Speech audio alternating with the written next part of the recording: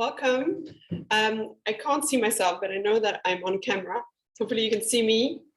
Welcome. I know there's people joining from all over the world, 53 attendees. Very exciting. So I'm Helena Wasserman Eriksson. I'm head of business development for Top Tier Impact. We're the global ecosystem for sustainability and impact leaders. So we're a membership organization and a community of entrepreneurs and investors that are focused on solving the biggest challenges and opportunities of our time. If you'd like to find out more, don't hesitate to email me. So today, very excited. It's the first YPO Shark Tank event. And there's a few reasons why we wanted to do it. But first is really to give YPOers the exposure to some of the bravest entrepreneurs that we've come across in sectors ranging from alternative protein to education, to retail, and really entrepreneurs that are reinventing the wheels in sectors that need to be transformed entirely. So I'm very excited for today. And also we have some YPOers and non-YPOers that will be judges today. So I'm excited to welcome Falgun Raju with her experience as an investor. She's going to be great, especially on the education front. Excited to introduce you to Nick from Venturi Partners, also joining us as a judge. And finally, Xiaoning from Angel Central, a serial angel investor that has a lot of experience backing and supporting startups. So to give you a little bit of background on how today is going to go, each startup will have only 3 minutes to pitch. And then the sharks will have 7 minutes to ask them questions, so you guys can learn as much information as possible on each company. And then only at the end, the judges will give their opinion. They will deliberate on the startups, and we will welcome questions from the audience. So in 45 minutes from now. So we will start with Karsten, dialing in from Germany. Karsten is building a wildfire detection technology that is solar powered. I met Karsten more than 6 months ago. I've been following his progress. I'm very excited to have him dial in today from Germany. So without further ado, I'm going to hand over to Karsten. Karsten, are you with us? Yes, I am. Thank you, Helena. And thanks for the opportunity to pitch today. So I'll share my screen. Second. Is the timer ready, guys? Just making yes. sure the timer. Yes. So once again, my name is Karsten Brinkschuld. I'm co-founder and CEO of Dryad Networks. We're focused on helping the fight against climate change with an ultra-early detection system for wildfires. And we've chosen wildfires as the area of activity because that's one of the main drivers of climate change. Wildfires are causing up to 20% of global CO2 emissions worldwide. And the worst thing about it is we as humans are responsible for 80% of the fires being started. So it's also our responsibility to stop those. There's a huge impact on biodiversity with more than 3 billion animals killed and a massive financial loss of 140 billion globally. So of course, there are many systems and companies trying to tackle it with satellites and cameras detecting wildfires. And we want to complement this with an ultra early detection system that can detect wildfires at the smoldering phase, at the point where before there is an open fire, so that we give additional time of the essence to the firefighters to extinguish the fires. We do this with an end-to-end solutions. We've developed these gas-powered gas sensors that are installed directly in the forest. They have a gas sensor behind the membrane, solar-powered, can be operated for 10 to 15 years, maintenance-free, very cheap, $50 a sensor, and can be easily installed and distributed into the forest worldwide. We're also having gateways, which is the communications infrastructure for the sensors, again solar powered, placed directly into the forest to enable the sensors to communicate. and we have a cloud-based monitoring platform where we're monitoring the sensors and then obviously send out alerts in case we detect a fire. We're putting this large-scale mesh network infrastructure into the forest. We're the only company that can provide large-scale IoT network infrastructure in the forest environment, which is a problem that hasn't been solved before without our technology. Obviously, our value proposition is ultra-early detection of fires. That reduces the damages and insurance payout and saves human and wildlife. But the system can also be used for many other applications, including soil moisture and health and growth monitoring in the forest. We have raised 1.8 million seed funding in 2020. Including from Stihl, the world's largest chainsaw manufacturer, and we're right now working on an 8 to 10 million euro Series A to go to market with our application. Use of funds will be mainly to build sales and marketing and scale the company on a global basis. Thank you very much. This was my overview of Dryad, saving the world from wildfires. And you made it just under 3 minutes. Well done. Great. So I'm going to hand over to the sharks to ask some questions to Karsten. Karsten, this is Paladin. You'd mentioned you have 10 POCs, proof of concepts. So how well is this working? So from the POCs, what's the customer feedback? What's the percentage uptime? How many wildfires has this actually caught and prevented, or false alarm from campfires? Can you give more details on how well this is actually going from the POC side? Yeah, so just to be transparent, we've just finalized product development in December. So the 10 POCs are being deployed right now in Europe, United States, and Asia and Australia. So obviously the deployment are still underway. So we haven't caught any live wildfires yet. The product is ready and we're going to market now. And what kind of uptime are you expecting? This connectivity obviously would be an issue around the whole gateway piece. And how do you prevent false alarms of campfire? False alarms we prevent with built-in machine learning. We're using AI built into the sensors to reliably detect the wildfires in the sensors, looking at the gases that we pre-train in our laboratory. So we're really sure that this is a wildfire and not a diesel truck driving by. We do software update over the air, so we never have to ever do physical maintenance on the sensors. And they're solar powered without using any batteries inside, so using supercapacitors. So we've designed them for 10 to 15 years of maintenance-free operation. And can you tell me more about the profitability? So let's say you have 500-hectare forest. It sounded like on average it'll be 100 sensor deployment. So what kind of revenue are we talking about? Is it like 1,000 a year on that? Is it a long-term contract? I mean, how do you keep them and prevent churn once you put in all the installation costs, and what's the upkeep and profitability look like? So the product was selling at a 30% margin for our resellers and a 15% margin for Dryad on a hardware. And then we have a 15% annual subscription fee for support and accessing the cloud platform, which obviously has a very high profitability of about 90%. But even on the hardware, we're profitable even at low volume. The price to the end customer is about $10 per hectare. Karsten, thanks a lot for that, and super exciting and what you guys are doing.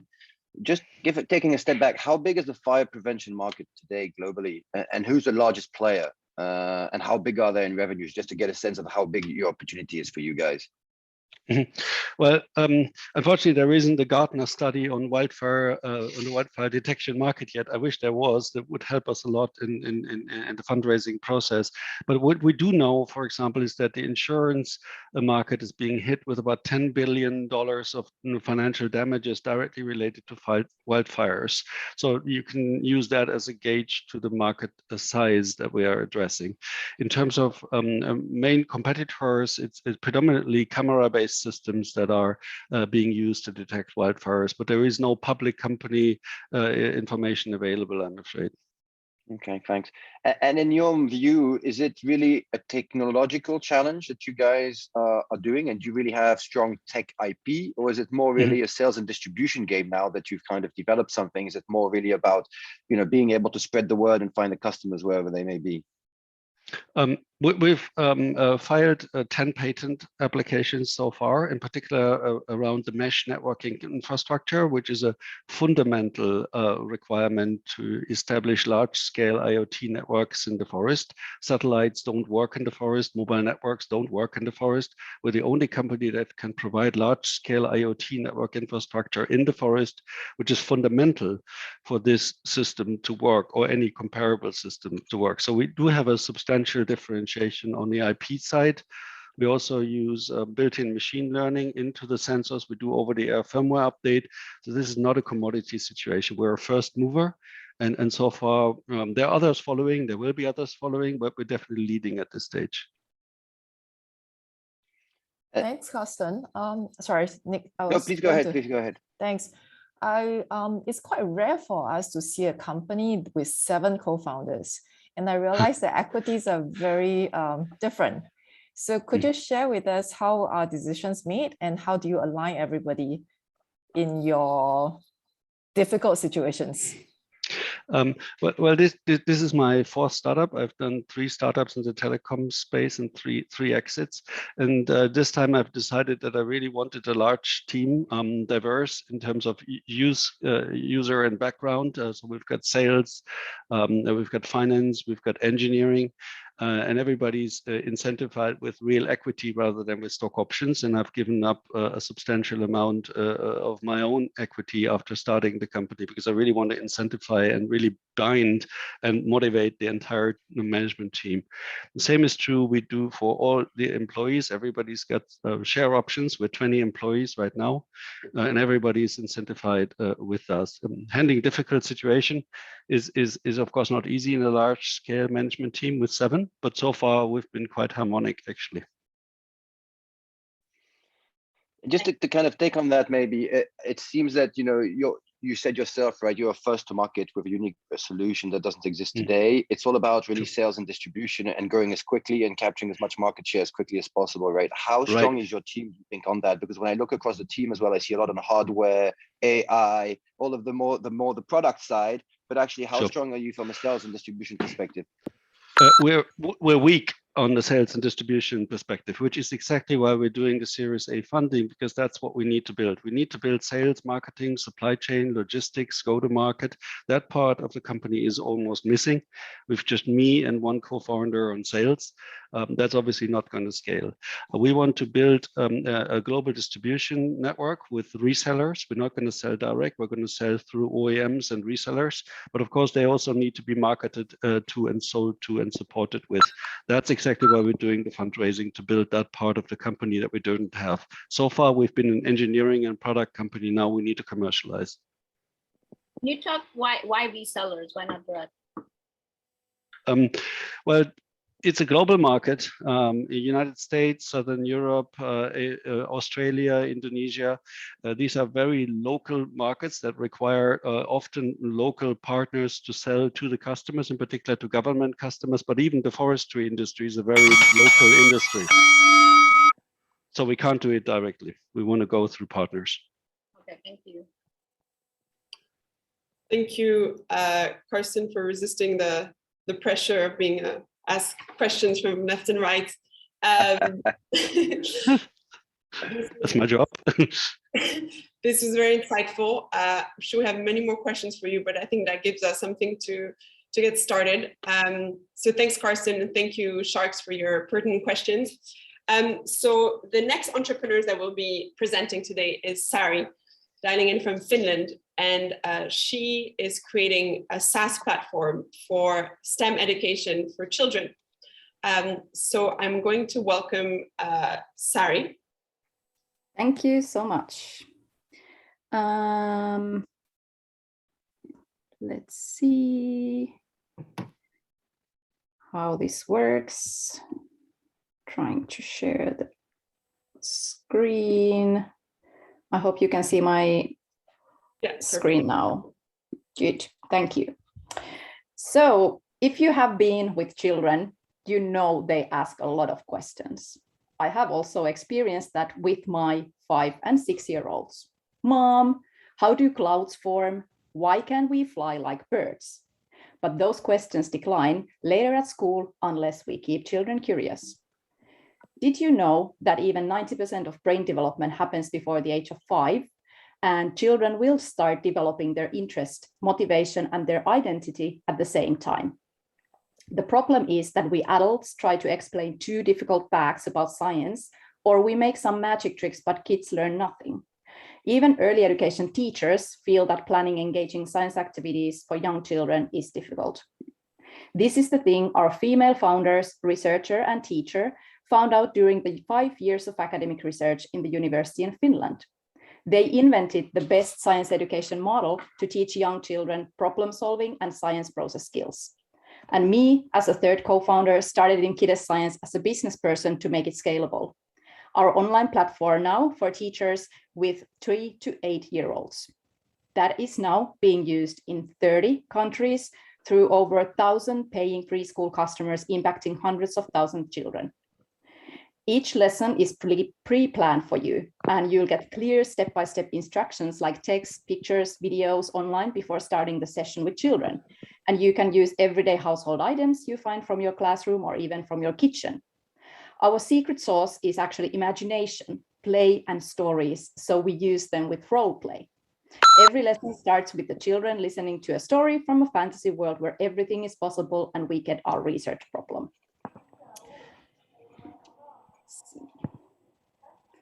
For example, our robot friend in Saproland is in trouble and he needs to blow up balloons party to robots when they don't have actually lungs. How can we inflate balloons without blowing one? We need to use science process skills to find out. Innovations are made with try and errors, and children get to be a real scientist by solving the problem with hands-on experiments. They can then tell to the robot how they actually did their findings and how the robot can solve the problem. We have raised 2.4 million euros and we are looking for strategic partners now to co-create and distribute our next B2C product. In Finland, we have co-created already a TV show and book series, and we made international marketing cooperation with TCL Family Tablet and DreamWorks Animation for their Netflix series. And now we are negotiating deals with Chinese entertainment companies and India's publishing house. Do you want to play with us? Yes, Sarah, we want to play with you. Me too. So Sarah you're not really raising money right now, right? You're actually looking more for partners. Yes. So let's hand over to the judges that have a bunch of questions for you. Thanks, sorry. I guess I'm trying to understand, what are you guys trying to be? Are you guys a SaaS platform, teachers SaaS platform, or are you an entertainment company with all the books and the TV? So I'm a little confused as to what is the focus? Our focus now has been our teacher platform and the SaaS platform, and that is really scalable and profitable for us, selling it to the preschools and teachers using it with the children in live classroom or remotely. So that has been our focus now. And now we have seen the huge need and also the demand from different distribution partners, publishing houses who want to make this also for the kids. And we see that in the future, that could be the big monetization part, that we can use this in a preschools, but then families can pay for it to use it also at home with children. And can you share you have all these paying customers, can you share what's your current revenue and your CAC and your LTV? Yes, so at the moment we have been in the business side for 4 years, and we have gotten the revenue 1 million euro throughout these years, but it has came through previous 1 and 2 years mostly. So at the moment it's 200,000 ARR. Yeah.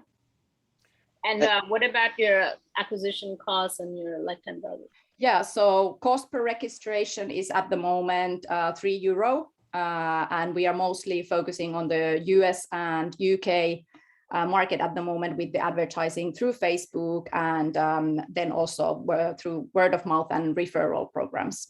And what's your lifetime value? Lifetime value is at the moment around €1,000 per teacher, because we have seen that the ones who start paying with us, they actually continue us and have continued us without. So our churn with paying customers is 0% at the moment. Okay, great, thank you. And just to understand, today you're a branded solution or an unbranded solution for these preschools? Is it branded Kite Education, or is it Kite Science, or is it just a white label solution that they can decide how they present? Or are you actually also, for the consumer or the children or the parents, are they also already kind of getting some brand exposure? Yeah, so for example, we have a preschool chain in Minnesota in the US, and they will have, of course, their own preschool brand, but then they would say that they use Kiddo Science and Kiddo Science program in their school. And usually they actually want to highlight that and say that they are using that, they see that as a value for their marketing and brand. But then also the children and parents can have home experiments from the teachers through the platform, where they can continue experimenting with children at home. And they are all the time talking about, like, they are using Kiddo Science lessons or Kiddo Science, and we have the characters, story world. So it's kind of our brand, but you don't have to turn your preschool to Kiddo Science. It's just that you are using Kiddo Science program. Okay, and geographically, it seems you're spread all over the world. When I looked at that map where you're selling today, is there a reason for that? Do you think there's not a value in focusing on a specific region so you can get better word of mouth from preschool to preschool, Yes. from parents to parents? Yeah, that's a really interesting problem to have. So actually, we haven't sold to 30 countries, but we have gained the inbound demand. So people are calling or subscribing from our website. So they have figured out somehow who we are, and it's wanted to buy us. So we haven't used our resources to push it to 30 countries. And we are focusing on the US and UK at the moment, because we have the platform in English. We do have also in Finnish and actually in Chinese, which is why we are having these partners from China now, which we are talking with. Okay. Sorry, just a quick one. I'm actually quite confused about the business model, and you seem to have a very different product. So some seems to be content centric, some is delivery centric, but I like the initial opening where the focus is actually encouraging curiosity. So with the different products, with that theme behind it, I think that's what children need to learn. But as the content owner, how do you ensure that is kept through the different products and through the different models that you have? So that's my first question. And second question is more, typical commercial question, which is the best performing SKU/product that you have right now? Yeah, so actually we kind of have only one product, that is the teacher platform, and the other ones are kind of negotiations and cooperations we have made with others that they are not our core product now, but we are now looking partners to co-create, for example, the kids app or those other distribution models for our product. But we have seen that if you have a pedagogical innovation and really high quality pedagogy, you can have different outcomes or kind of channels and products that how to deliver that. And that's why we are negotiating now with the Chinese big edutainment company that we would co-create through their platform our content that is just slightly modified to then used independently with kids, because now it is used by teachers who are then doing it in the classroom. But so it's like we are kind of content creation company, but we do have the focus in the teacher platform now and have been for the years, because we have seen that the need is from the teachers, even that they don't know how to do the science engagingly with young children. But there are so many opportunities and so many different partners that we are trying to find the right ones to then scale these other product lines with our content and pedagogy. Sorry, just Did going that back. answer?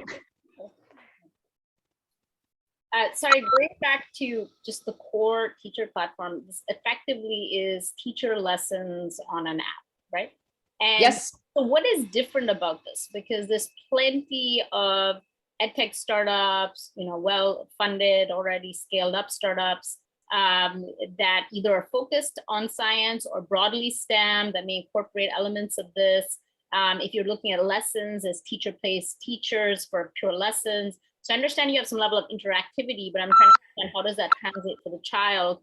If it's on an iPad app, is the whole classroom looking at an iPad? Is it the teacher mimicking the storytelling? Like, how is this actually working? Why is this different? Yeah, so this is the most engaging one and most engaging platform, or the approach, like the pedagogical side, that the teachers are doing it really engagingly with stories, imagination, and even role play. So the children are actually playing to be like a scientist in the classroom. So none of the children now are looking at iPads. They are being done, the classroom lesson are done through the teachers with the children there face to face with hands-on experiments. So the kids are not now using any platform. And that's the differentiation, that the others are made for older children. We are made for early years with stories and imagination and play. Thank you, Sari. We need to be fair to everyone, so everybody needs the same amount of time. Wow, the judge is on fire. I was sweating. Thanks for the great questions. Great questions. Great. So the next entrepreneur that will be presenting today is someone calling in all the way from New Zealand. It's 11:45 p.m. for him.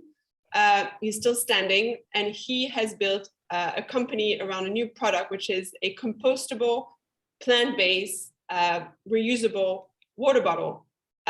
So he's going to be presenting right now. I'm going to hand over to Jaden. Are you still awake? I'm here, hanging in here. Great. So yeah, handing over to you, Jaden. Yes, what's the problem?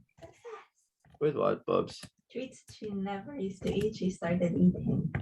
Make sure you mute yourself if you're not. What made her go for it? James. Trusts me. Yeah, okay.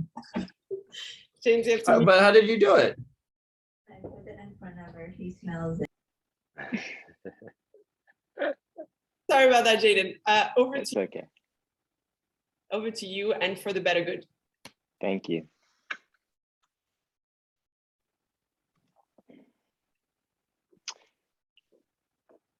One million plastic bottles are sold around the world every single minute. These bottles are made from oil, they're indestructible by design, and are choking our wildlife and ecosystems.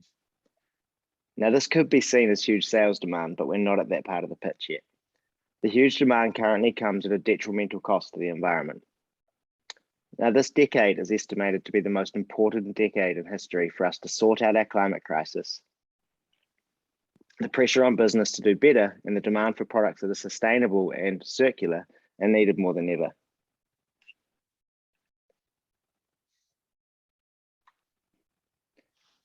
That's why I've spent years of research and development creating a bottle that doesn't cost our earth. In fact, it helps feed it.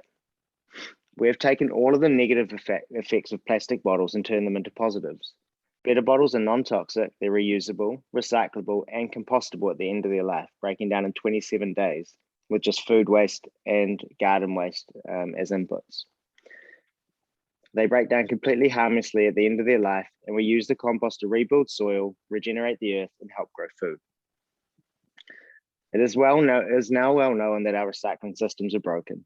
To ensure that a true circular economy is possible, we have our own collection system. We collect our own bottles back and ensure they are either recycled or composted properly, improving every step of the product's life cycle and giving businesses a transparent, sustainable initiative. After launching in New Zealand in 2018, we turned over just under $800,000 in our second full year of business, when we just had 2.5 staff members. We spent only a few $1,000s on marketing, and we grew completely through organic word of mouth and inbound PR. We currently operate in multiple market segments, including tourism, hotels, events, cafes, gyms, schools, and hospitalities, and some of the biggest music festivals in New Zealand. However, despite the diversity, we still felt the effects of COVID-19, and our revenue last year dropped to just under 250,000. We still have a growing customer base of over 300 active customers in New Zealand, whose orders are also growing again as lockdowns begin to lift, and we're expecting a strong resurgence locally and offshore. With 19% of all drinks purchased globally being water, we're excited to take a share of a $240 billion global market. We're now taking our bottle material to the next generation. We're using a material made from food waste that can harmlessly degrade in the ocean, leaving no microplastics behind. We've had over 150 inquiries in the past 2 years from businesses all over the globe. We'll use this material not just for our own bottles, but start offering white label bottles to other businesses, creating a new revenue stream and shifting the entire bottle market. We've currently raised $1 million in our round and have $400,000.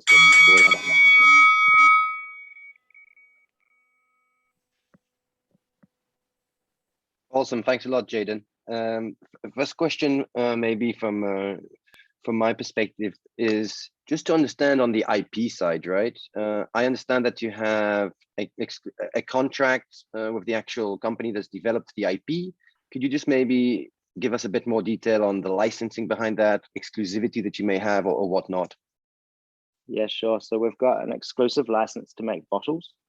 So it's a patent, and our license is to make all bottles. So we can make milk, water, juice, shampoo, cosmetics. It's all covered, and it's made in New Zealand, but we're allowed, that license is global, so we can sell globally. And so just to understand then, and how long is the duration of that? It's for 20 years. For 20 years. Okay. With roll-ons. Perfect.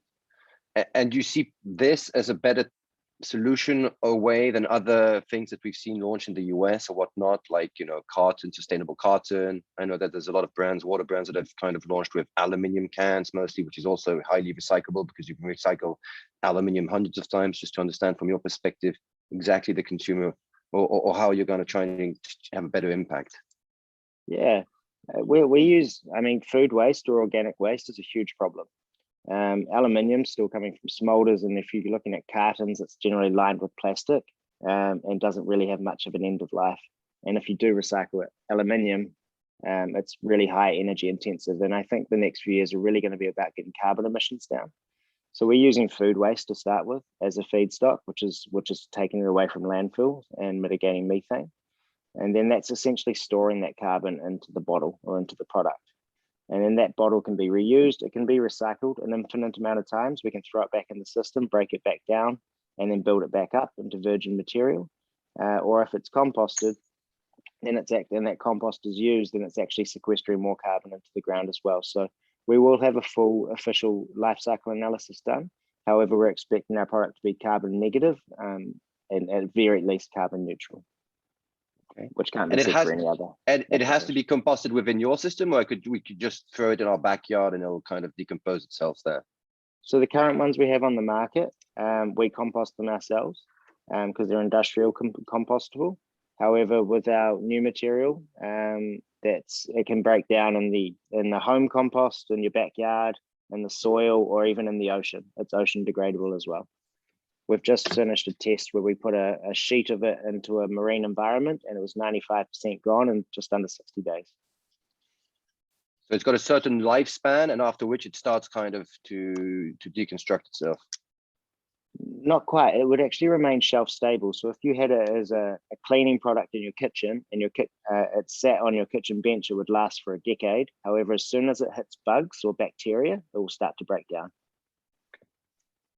So Jaden, I have a question about your business model. So it's felt like you have a lot of different things going on, right? So you're selling the water bottles. You have a composting recycling system that you're supporting. You potentially have a white label business, which actually sounds like it's the bigger opportunity from the numbers I saw. And then you have a edible earth thing, some produce farm that you've started that's selling last year. So I guess it launched last year. So what is the focus? So you're raising $1 million. What are you going to be spending that money on? Yeah, so I guess why it seems like there's so much going on is because we've actually integrated the life cycle of a product, which normally gets forgotten. Most people make something, they sell it, and they turn around and make another one. And they don't really look to where it went, where with compostables all over the world, they actually lack collection systems and composting infrastructure. And it's all good if something's compostable, but if it's not actually getting composted, it's not a full solution. So we needed to prove a point. We needed to set up a full collection network. And we need them, with the lack of infrastructure, we needed to set up composting sites. And we've managed to make it so it can actually, what we collect back is now profitable. If we don't compost bottles, we sell them as a raw material to a 3D printer filament manufacturer. So they actually get recycled and it becomes a revenue stream for us. However, moving into white labels and material made from food waste, we don't need to have the whole system there because it can go into any organic waste stream. But for New Zealand, we've set up a billboard and showing how a circular economy can operate. And you're right, the white label business is the large opportunity. But however, selling our water bottle, we're essentially getting paid to market because that's what brings inquiries into us for us to do packaging and bottles for other businesses. Can you talk about the unit economics of a water bottle and how does that compare to your typical water bottle? Is it around the same price?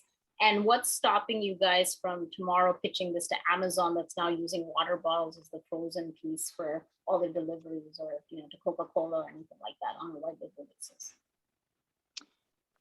So we're definitely more expensive, but at the moment, because it's new technology and new material, and plastic bottles have had the economies of scale are huge.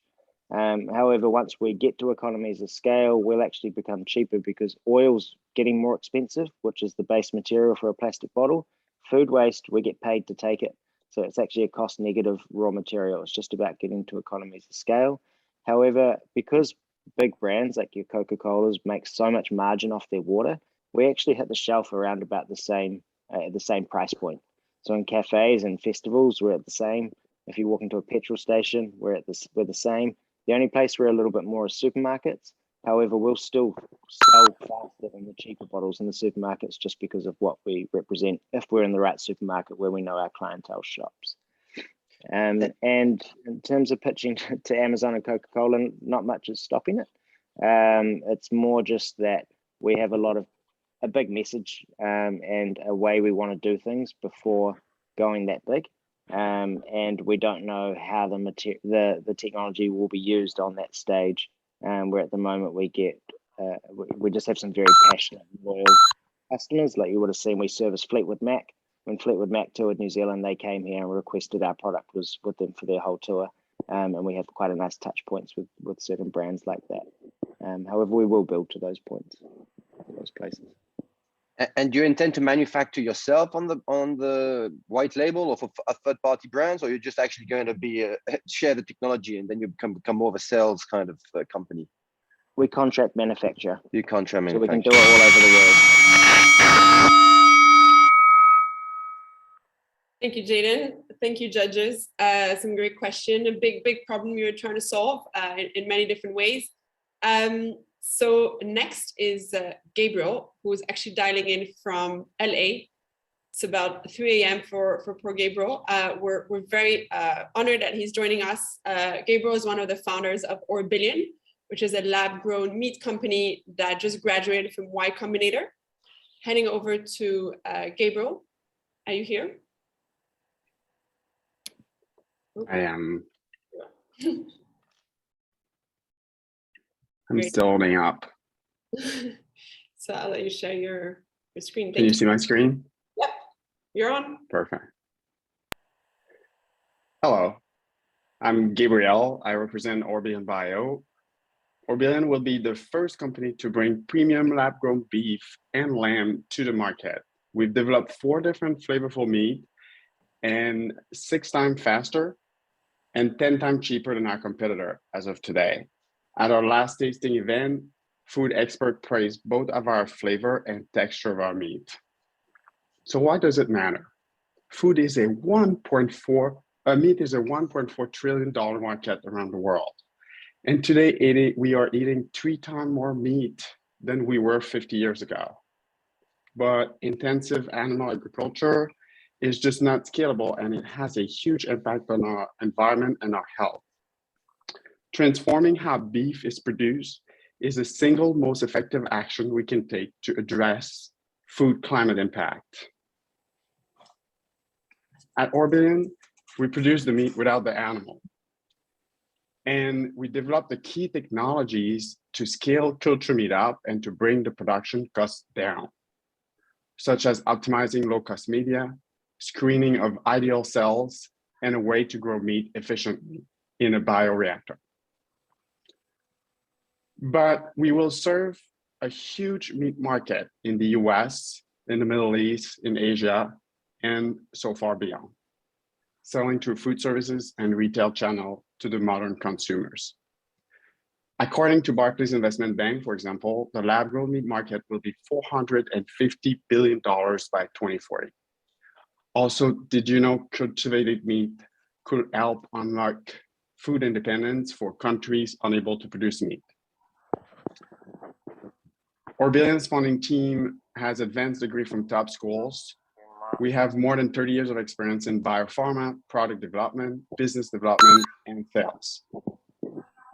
Our advisory board brings scientists from leading institutions, business specialists from big 4 protein companies, and we also have a famous butcher. In the past 6 months, we cut our production costs in half. We protected our IP across the vertical, and we attracted exceptional talent in bioprocessing, cell biology, and marketing. But culture meat is already approved in Asia, as you probably know. And we expect approval this year and in between 6 to 18 months in the Middle East and the United States. So this is not just a vision, this is actually something we are all working on. So thank you. It was a pleasure to discuss Orbilion today with you. And I'm looking forward to your questions. Gabriel, can you talk more about what, how does it taste? So I see you guys have done some tasting, but have you done like a blind taste test to know, how do people really view it versus the original meat? And then separately, what's different about this? Because there's quite a lot of meat, beef, cell culture companies coming up. There's some that you had mentioned, Upside, there's some in Singapore even. Can you talk more about the differentiation and the taste? Yeah. So there's a lot of different type of meat in the market. Meat, seafood, you can separate poultry from beef, which are completely different processes. So we've advanced 4 different type of food. And at our last tasting, we served 3 of those. So we served Wagyu beef, which is really the main product we're going to bring to market. We've served elk, and we've served bisons. We are working on other species as well. So this is the product that we've decided to advance to give a very big varieties of products to the modern consumers that will be eating our meat. This being said, the industry is very large. There's now 100 companies. So they're all working in different type of meat in the market. I hope I answered your question. No, thanks. Just to understand, for me, it's not clear. Are you going to be a branded player? Are you going to be an unbranded player? Are you going to be selling through retail? Are you going to go more through, on trade, such as what Impossible and the others have done? I mean, just give us a bit of your strategy from that perspective. We're going to first work with food services and restaurants, and then we will move to distributors. So it won't be branded, basically. So I'll just order in a restaurant, it'll say cell-based, but it won't be linked to Orbilion, or I won't know as a consumer that I'm actually eating Orbilion. At first you will in the restaurants, because obviously everybody will talk about the partnerships, which already happen for other brands, including in Singapore, obviously, which is the only area where it has been approved by the regulator. Okay. Gabriel, sorry. No, go ahead.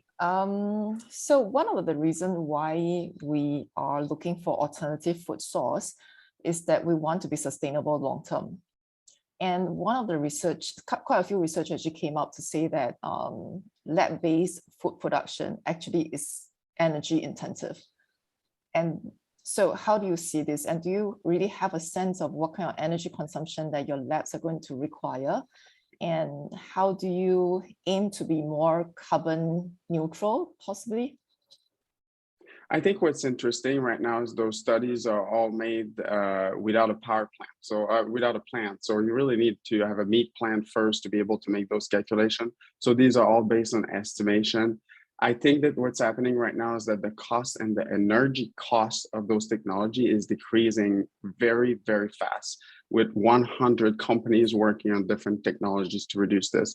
So you should see a big difference in the next few years. But yes, at first it's more energy costly, but it does take a lot of less land, and taking more land to grow beef and cattle is also an issue. So you believe it will be carbon negative in that sense? In the future, yes. And just from, there's already a number of plant-based, of course, companies out there that have been in the market for years. They're constantly evolving and developing new products themselves. You have a few in Singapore. Their brands are out there. One is, how do you see the difference between plant-based and cell-based? And, you know, what do you see the benefits of each one? And two, would it not be possible for an existing brand that has been established, that is recognized by the consumer, that has been able to, you know, establish a trust relationship with the consumer, to then just launch another one, which is cell-based as well, with their own technology, with other technologies that are out there? So first, the technology is extremely complex. You can imagine a lot more complex than what plant-based could be. And I think I did not answer the first question. I will answer this time with you, Nicola. Sorry, Falcom. But basically, plant-based is trying to emulate the taste of meat, but what we're serving is actually real meat, made of meat, genetically meat. So it just tastes like meat. So that's the big difference compared to plant-based. Plant-based trying to emulate the taste. Could you talk, Gabriel, a little more about your production costs, sorry, production volume and then the cost? So I saw that you're trying to get to $50 per pound. So where are you guys right now relative to that? And I believe you're basically at a lab stage production volume of some 10 pounds a month. So what is your plan to scale that up? Yeah, so we are presently working on our scale-up processes. We actually applied to some patents around the technology necessary to accelerate this. And like you say, we're a seed stage company. So obviously we are working on preparing our our product and be able to launch it by 2023. So we will have a plan by 2023.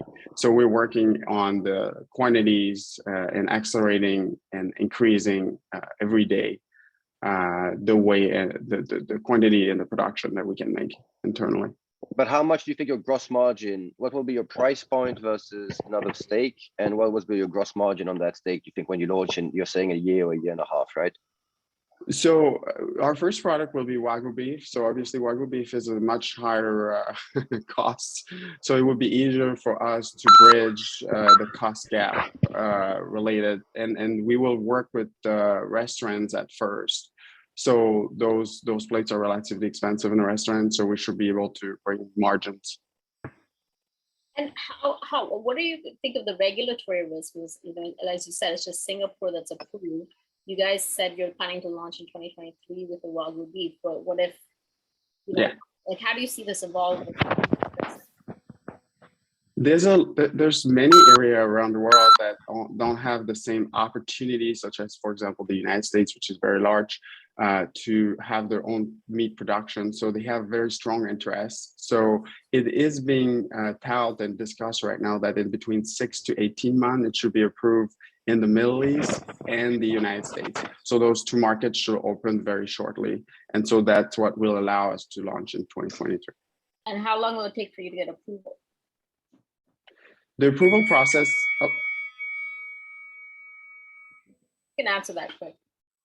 Oh yeah, the approval process usually, it really varies between countries and agencies, but it's based usually in the FDA and the USDA, which is, you know, a very well-known system of regulation. So it really depends per country. Unfortunately, I can't give you an estimate on that, but it can take as long as 6 to 10 months. Yeah, thank you. Awesome, thank you, Gabriel. I know the judges need to leave. We just want to do a final roundup of deliberation on basically your opinion on each startup, and then we're going to open for quick last questions from the audience. Who wants to do concluding words on Carsten from Dryad? Okay, I'll go with Carsten with the Dryad.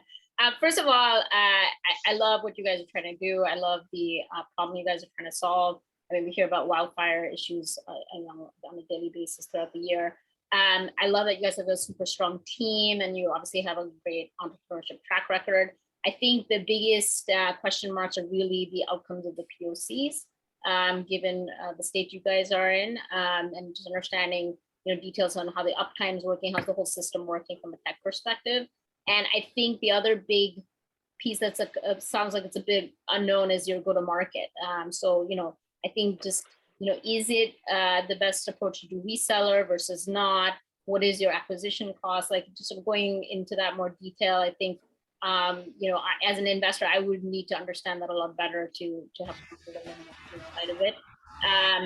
And yeah, I mean, I think it's really around the POCs and the go-to-market and the sales pipeline is kind of the bottom line. I do a lot of SaaS investing, so I'm happy to, if you want any advice on the SaaS model part of it, I'm happy to help with that, or any go-to-market advice. So that's the summary for me. Thank you. Thanks, Vagan. Then for Kid Science, one of the judges is gonna give their final conclusions. Okay, that was me again. So I think the main feedback is on the pitch side. I know you're not raising right now, but in general, I think just being more clear as to what is the focus of your business, because it sounds like you guys are doing a lot of interesting partnerships, but it's not the corporate business, and that can be a little confusing from a pitch perspective. I think your overall metrics sound very good. Now it's a question about your CACs. All that sounds actually quite very healthy relative to your LTVs. So it's now a question about how you're going to really scale this up in a dramatic way and have a growth engine around it. And I think just going into more detail of like how you again do the go to market for this and drive this forward, and what is the kind of growth plan from here. I think you said you're going to continue to scale. What's the plan to really make this skyrocket? Will be really important. This is again, I'm sure a bunch of the sharks could possibly help with this, but we're happy to help. I know you want to expand in Asia, help with intros to schools in the region, and start from there. Thank you so much. Thank you, Fagan. Those are really good points. Sorry, there was some music in the background, but we removed that now. So I'd love to hear a little bit. I know Nick needs to go. I'd love to hear your conclusion on Orbillion before you leave us. Well, Gabriel, thanks a lot for that. Super exciting space, which we'll see the creation of a number of billion-dollar companies in the next decade, and more importantly, I just can't wait to try your product, to be honest. And as soon as you are in Singapore, please do let us know. I think as we've seen with Dryad and reducing forest fires, I think reducing meat consumption will have one of the largest impact in fighting climate change. And so, it's definitely a very interesting space for impact investing, and you guys are doing an amazing job. The winning company in my mind, as there are already a number out there, whether it's plant-based, cell-based, and I understand the differences between the two, of course, but veganism is a trend, and for some people, of course, they won't be able to go to cell-based. But I think the winning company will not only need to develop the best product at the lowest cost, it'll need to be able to create a really strong brand, strong consumer trust, build the right consumer trial channels and distribution channels, build manufacturing capability, and really importantly as well, have the ability to raise a lot of capital, because generally in this space, you need a lot of capital. And so finding the right investors at the earliest stage possible with deep pockets is really key. And then also, of course, with all the complications linked to legislation, but very happy to hear what you said about the US, because I think if you can make it in the US, you don't need to focus about the rest of the world for some time. So I think, super interesting what you guys are doing. Can't wait to try the product. But I think continuing to build a strong team, focus on clarifying that sales and distribution channel, because that's really the strength of Impossible or Tyndall that we have, which is more on the plant-based side, but they're marketing companies, right? Let's just be clear. They're not as much really, they'll take the best technology out there, and then they'll really focus on kind of building the brand. And so I think that's where you still need to kind of work out what is your business model exactly. But hope you guys, I'm sure you guys will be on to great things, and let us know when you're in Singapore so we can try your product. Thanks, Nick. Definitely, I'd be super keen to try as well. The last but not least, Jaden, love to have Xiaoning hear her concluding thoughts on For the Better Good. I doubt it's going to be concluding thoughts, but I think I just have a lot more questions for Jaden, because he mentioned that it's a two-man team, if I didn't miss, and in the presentation, the deck, there was actually not much details on the team, on the composition of the team and the skill set of the team. So I think at the back of my mind, definitely plastic is a big issue, and we know that recycling the workflow chain itself is broken. So how can we recycle better is at the back of everybody's mind, especially for family with children, right? We're thinking about how the world is going to be, and the ocean is filled with plastic bottles from what we can see from the documentaries. So how can we solve it? And I like the fact that you can actually evolve to become backyard combustible. But I think we need to understand the business model a lot better. And what I was very curious about was also about how do you intend to collect. The collection of food waste is actually an industry itself. And how would you be using the $1 million you raise to figure out how to do it? So I get it that you intend to do contract manufacturing, but the collection itself, it's going to be a cost. And the contract manufacturing itself is going to be a cost, and building up the, so it goes down to there's actually a lot of key ecosystems that you got to work with, and you got to string them out together. And if the team currently is only 2 persons, how do you solve this problem? So I guess I just have a lot more questions in my head, and hope to find out more from you. And I definitely love that you're doing that. New Zealand is a beautiful country, so we don't want it to be filled with plastic bottles. Helena, just before you open up to questions, as I may leave in a few minutes, as you know, I have another thing, unfortunately. But if you could just please introduce us to the 4 founders that have spoken today, and a big thank you to all of them. They've done an amazing job, but would also maybe like to have a one-on-one with all of them to give them more feedback after the session, if possible. With pleasure. Thank you so much, Nick, Fagan, Xiaoning. Great questions. Great to have you. And thanks so much for joining us. If you have to leave, please feel free to leave. If there's questions from the audience, because no, we didn't get to that. So we're happy to stay another 10 minutes to open to the audience. Before we open to the audience, I might just remind the ask of each company, because some are fundraising, some are not fundraising. Orbillion is actually looking for partners, distribution partners in Southeast Asia. So that's what they're looking for. For the Better Good is actually just about to close their round. They've raised 800K and need another 200K. And then Kids Science actually already closed their funding round. They're looking more for partners in entertainment and education.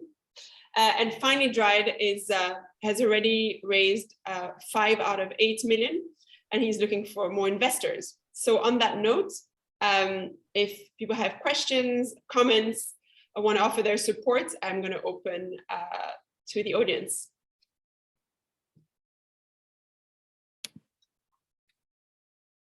I think we actually had a question from Bastien for Dryad that came early on during your pitch. So I'm just going to read it from the chat. For Karsten, do you see any insurance companies imposing such device upon landlords to be covered under their policies? That will be interesting, but we don't see that at this stage. Currently, our discussions with insurance companies, and we had a few, are centered around wildfire insurance for forestry industry, where the insurance policies might be offered at a discount if our system is deployed, because that, of course, dramatically reduces the risk exposure that the policy has. For home insurance, I think it's a bit more difficult because the wildfire is not tied to an individual home. But I might be wrong. So it's insurers is not a direct customer of us. They're more an ecosystem partner, but there is definitely opportunity for us to work with insurance. Thanks, Karsten. Any other questions in the chat, or you feel free to either type in the chat or grab the mic. I see there's still 42 people here. So just want to make sure that I'm addressing everyone's questions. If there are no questions, then I'm gonna let you all go. Thank you all for joining. Great session. If you want to be put in touch with the entrepreneurs, you can email them directly or email me and I can put you in touch. I'll just type my email here in the chat. And thank you so much all for joining.